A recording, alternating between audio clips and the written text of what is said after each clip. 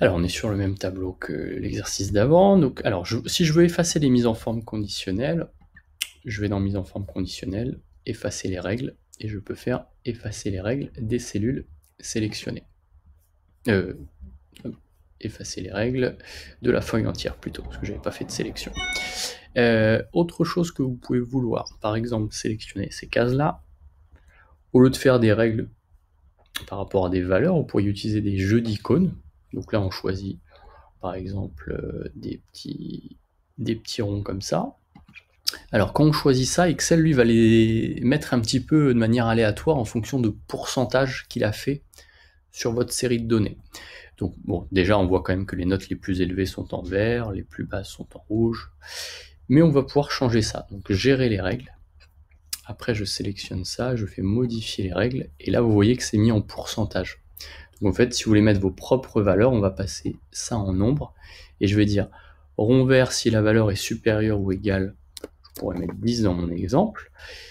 Et du coup, dès que je change de case, le 10 vient se reporter ici. Donc rond jaune si c'est inférieur à 10 et en même temps, on va dire supérieur à 8.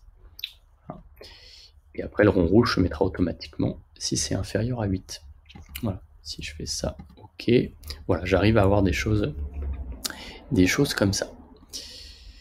Une autre possibilité, ce serait de colorer toute la ligne en couleur si jamais l'élève a eu plus de 10.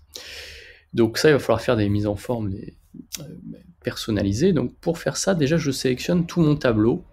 Alors, je vais prendre aussi cette case commentaire. J'ai fait exprès de ne pas prendre la ligne d'en-tête. Je pourrais le faire, mais du coup, ma formule, il faudrait que je la fasse sur la première ligne et non pas sur le premier élève. Donc je sélectionne tout mon tableau. Dans mise en forme conditionnelle, je dis nouvelle règle. Et là, vous devez dire utiliser une formule. Et là, vous allez devoir mettre une formule ici. Donc, on se place ici. Et je vais venir cliquer sur la moyenne. Donc, égal, lui il met des dollars, hein. On va voir à quoi ça correspond après. Je mets un égal derrière. Enfin, non, pas un égal, on va dire le signe supérieur. Je mets égal éventuellement si je veux inclure. On va mettre 10. Donc ça veut dire E5 supérieur ou égal à 10. Lui, Excel m'a mis des dollars, donc ça veut dire qu'il va regarder que dans la case E5. Moi, je voudrais qu'il regarde toujours dans la colonne E, mais de la cellule E5 jusqu'à la fin du tableau. Donc pour ça, je dois enlever le petit dollar devant le chiffre.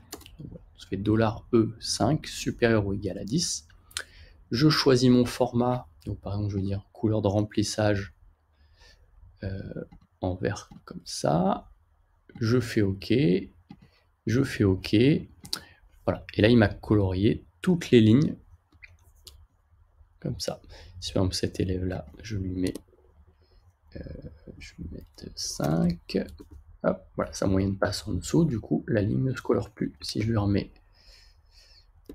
13, il passe au-dessus, la ligne se colore. Si jamais j'ai besoin de remodifier ma formule, je resélectionne tout mon tableau, mise en forme, gérer les règles, je sélectionne ma ligne, modifier la règle. Voilà, et là je pourrais remodifier ou changer la couleur.